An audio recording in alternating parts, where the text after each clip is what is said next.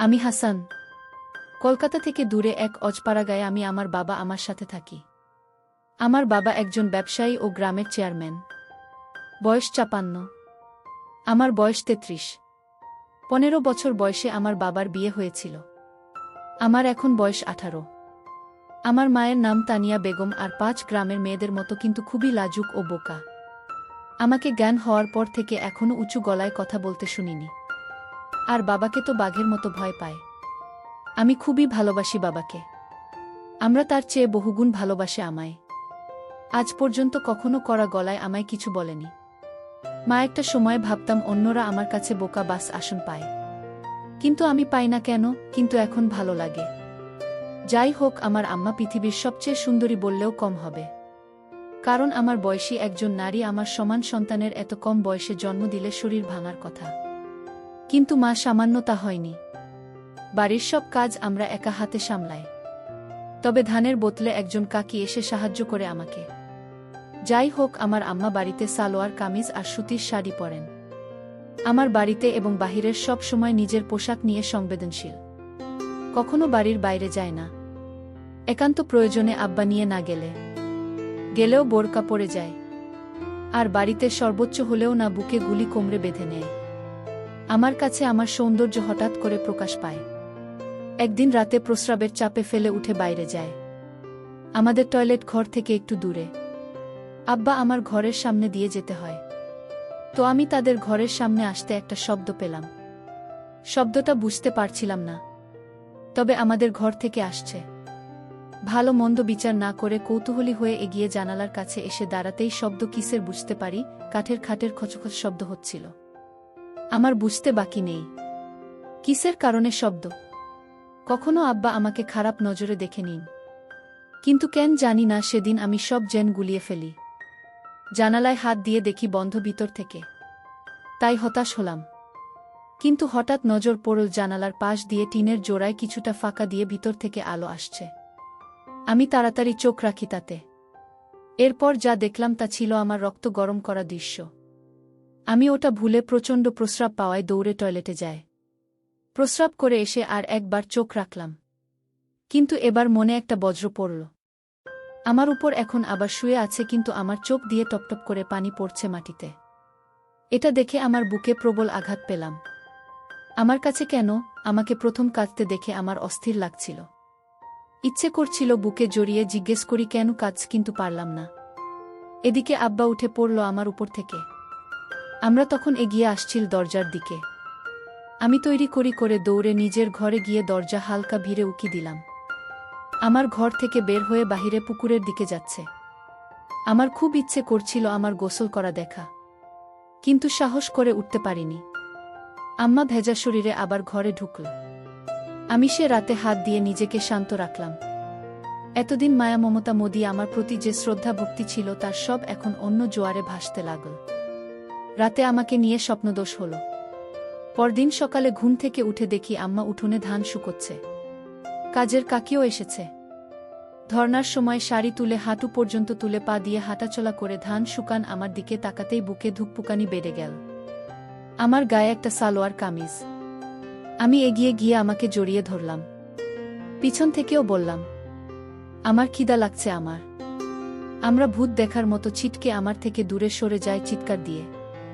পরে আমায় দেখে বুকে হাত দিয়ে স্বস্তির নিঃশ্বাস নিল। আমি ধ্বজভঙ্গ হয়ে দাঁড়িয়ে আছি। কি বলব কিছুই বুঝতে পারছি না। আসলে কখনো আমাকে এভাবে জড়িয়ে ধরে নিবর হবার পর। তাই ভয় পেয়ে গেছে। ওদিকে কাকে হা করে তাকিয়ে আছে বিষয়টা বোঝার জন্য। আমরা তখন আমার জীবনের অন্যতম অবাক করা কাণ্ড ঘটাল। জোর গলায় রাগের সুরে বলল, এমনই ধরো কিসের জন্য? এত বড় হয়েও তোমার জ্ঞান বুদ্ধি হয় নাই? আমার চোখে মুখে রাগ আর পানির ঝলকানি। আমি ভয় পেয়ে গেলাম আমার এই রূপ দেখে। আমায় তার প্রতি মনোভাব পুরো পাল্টে দিল। আমি প্রচণ্ড কষ্ট নিয়ে মুখ চোখে পানি নিয়ে মাথা নিচু করে ঘরে চলে গেলাম। তখন বাহিরে শুনতে পেলাম, কাকি বলছে, কি রে বুঝি তোর কি হয়েছে? জীবনে যে পোলারে একটু গলা উঁচু করা কত কোষ নাই, আইস কি কইরা এমনই বলি? আমার কোনো প্রত্যুত্তর পেলাম না।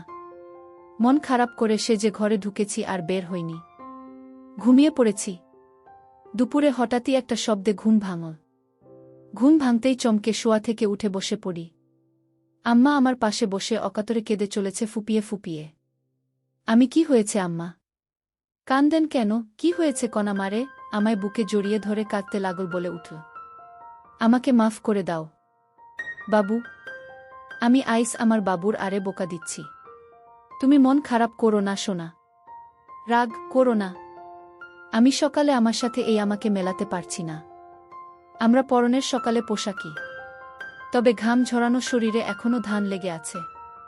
আমার বুকে আমার মাথা। ঘামের গন্ধ খারাপ হয়, কিন্তু মায়ের গায়ে নাকি এক তৃপ্তি স্নেহের ঘ্রাণ থাকে। আমিও তাই পেলাম। আমার কান্না থামাতে আমি আমার হাত ধরে বললাম, আপনি আমার আম্মা। আপনার উপর আমি রাগ কেন?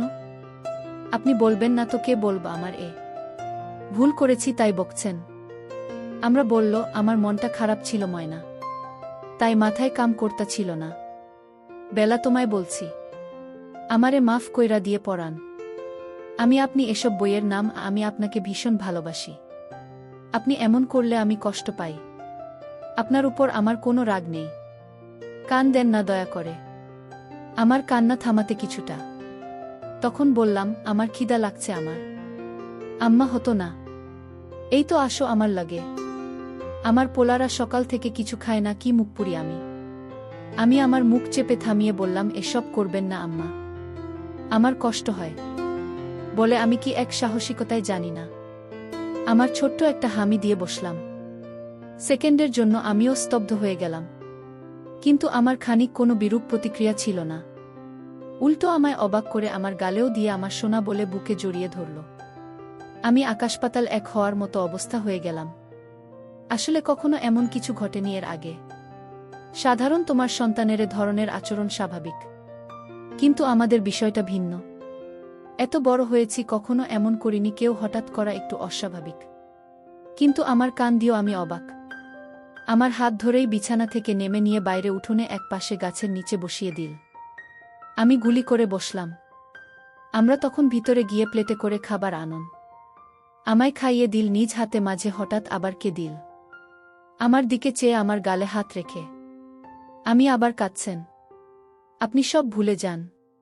আমি না আপনার পোলা, আমারে ভালোবাসেন বলেই তো বকছেন। না হলে বকতেন না তো।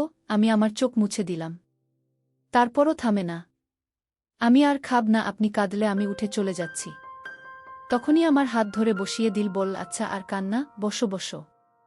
আমি মার চোখ ভালো করে মুছে দিয়ে আবার আমি দিলাম। প্রথমবার দিয়ে সাহস বেড়ে গেছে। মা এবারও কিছু বলল না। মুচকি হেসে আমার প্রতি স্নেহ প্রকাশ করল। আমি বুঝলাম না অপরাধবোধে আবেগী হয়ে গেছে বলে এই আচরণ। যাই হোক, স্বাভাবিকভাবেই নিলাম। খেয়ে উঠে গোসল করে এলাম নদী থেকে।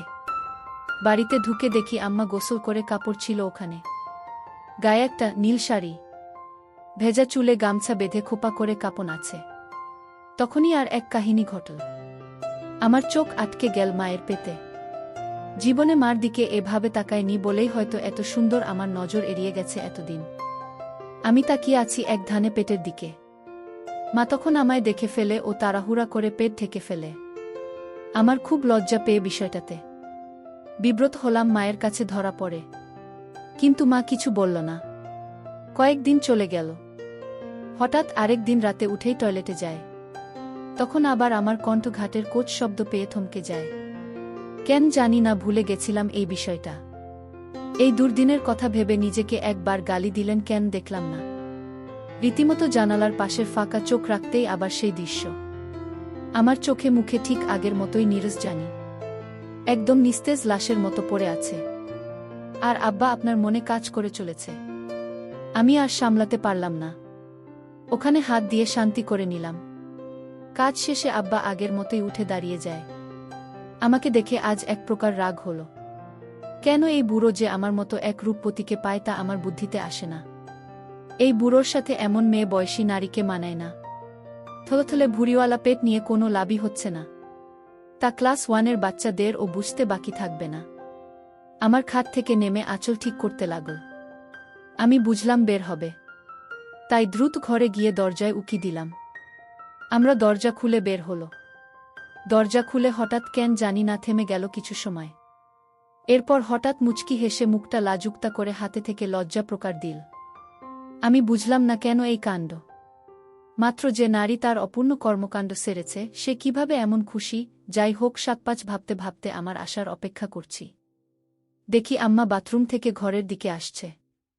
এমন সময় আমার চোখ উল্টে যাবার জোগাড় হলো আমাকে এই অবস্থায় দেখেন। আমি কখনো কল্পনাও করিনি আমার এরূপ দর্শনের সৌভাগ্য আমার হবে। উঠোনের বাতি জ্বলছে, সেই আলোয় আমার গায়ে পানির বিন্দু চকচক করছে হীরের মতো। হঠাৎ আমার ঘরের সামনে এসে থেমে গেল। আমার দিকে আমার মুখ আচমকা হাত তুলে আডমোড়া ভাঙার মতো করল, আর তার জন্য আরও ভাল লাগছিল। হঠাৎ আবার ঘুরে দাঁড়ালাম। এটা দেখে আমার ঘুম সারা বাড়ি অবস্থা। আম্মা ঘরের ভিতরে ঢুকে গেল। এদিকে আমার কি আর শান্ত থাকার জো আছে? আজও আমি হাত দিয়ে নিজেকে শান্ত করে নিলাম। সকালে উঠে দেখি অনেক বেলা, রোদের আলোয় ঘুম ভাঙল। উঠে বাইরে বেরিয়ে দেখি কাজের কাকি আর আমার গল্প করছে আর ধান সিদ্ধ করছে। আমি গিয়ে তাদের সামনে দাঁড়ালাম। কাকে বল, আপনি উঠছেন? এত বেলা কইরা কেউ ঘুমায়? আমি মুচকি হাসলাম। আম্মা জামানি হাত মুখ ধুয়ে আস, খাইতে দিই বলেই আমায় অবাক করে দিয়ে কাকে সামনে আমার হাত ধরে নিজের দিকে টেনে হামি দিল ও মাথায় হাত বুলিয়ে দিল। আমি অবাক, ওর সাথে লজ্জাও পেলাম। কাকির সামনে বলে, আমি চলে যাই, হাত মুখ ধুয়ে শেখাই। গ্রামে একটু ঘুরে বাড়ি এসে দেখি কাকি চলে গেছে। আমরা বসে আছে মাদুর পেতে। আমি আম্মা এমনি কইরা মানুষের সামনে এসব দেন কেন? আমার খিলখিল করে হেসে দিল, বল, স্মরণ পায় আমার মানিক। কেন খারাপ লাগে? আমি খারাপ কেন লাগবে? কিন্তু মাইন সামনে এসব ভাল লাগে না। আপনি এমন করবেন না। আমার ইচ্ছা ময়নার করুন না। এখন কি খাইবা? আমি মনে মনে বলি তোমাকে খাব, কিন্তু তা তো আর বলা যাবে না। তাই বললাম, আপনি আমাকে ভাত খাওয়াই দিবেন আম্মা। আম্মা দিব না কেন? আমি এখনই আসছি। আমরা ভিতরে গিয়ে খাবার নিয়ে এল। বসার সময় বলল, এই গরমে এসব বস্তু কিংবা আজ কেন? সাতখোল গরমে আর গায়ে কিছু দেওয়া লাগবে না। বেডা মানুষ খালি গায়ে থাকলে কিছু হয় না। আমি শার্ট খুলতে খুলতে একদম স্বাভাবিকতা নিয়ে প্রশ্ন করলাম, জেন বুধ ছেলে। আমি, আচ্ছা মা, আপনার গরম লাগে না? আপনার গায়ে তো আমার থেকেও বেশি কাপড়। আমরা মুচকি হেসে লোক নাগালে দিয়ে বল, বেশি মানুষের এমন কইরা থাকুন লাগে শোনা। আমি, কেন? বেড়া গো, শরীর আছে বেগনাই। এমন কেন?